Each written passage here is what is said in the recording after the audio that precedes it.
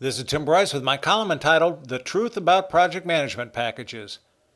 I was recently researching project management software for a client. Such software is certainly not new and can be traced back to their origins in the 1960s with mainframe-based packages. Some of the earliest applications of computers in the 1950s were for such purposes, particularly estimating and scheduling.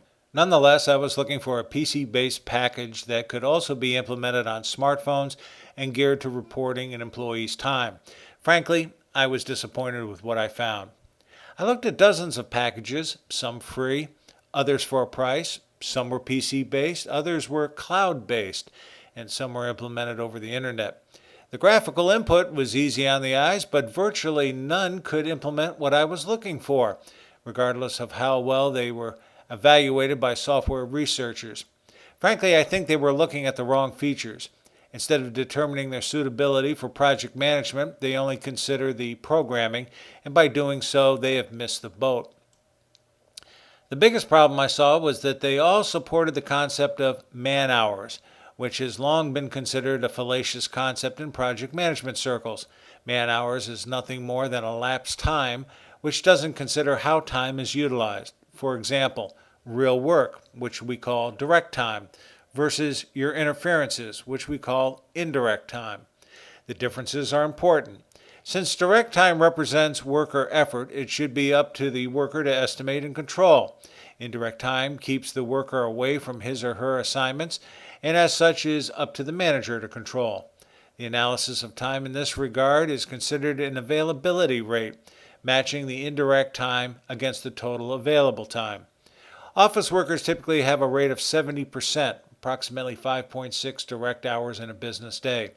And construction workers typically have a rate of 20%, approximately 2 direct hours in a day. By analyzing time this way, more realistic project estimates and schedules can be calculated. As an aside, in no way should availability rate be considered a measure of productivity or efficiency. It is nothing more than an analysis of the use of time. This concept originated from the construction industry back in the 1950s. As simple and effective as it is, virtually none of the software products I studied took this into consideration. Consequently, they deal only in man-hours, and I suspect their customers' ability to complete project assignments on time is weak. Further, by not distinguishing the differences between direct and indirect, it is likely their customers are micromanaging their workers. In other words, workers are managed top-down, not bottom-up, where worker input is used to formulate estimates and schedules. I also observed some of the packages clung to the concept of percent complete for a given task, another fallacious concept. Instead of asking workers the amount of time remaining on a task, they are asked to input the duration of the task thus far. As history shows us, even if a task is 99% complete, the last 1% can seemingly take an eternity. Again, all of the project management packages I researched look slick, but virtually none could solve true project management problems. As such, they were nothing but glorified punch clocks. I find it rather ironic that despite the advances we have made in computing, perhaps the best approach to project management is a paper-based solution.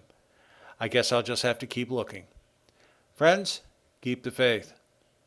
This is Tim Bryce in Palm Harbor, Florida. Follow me on the internet at timbryce.com.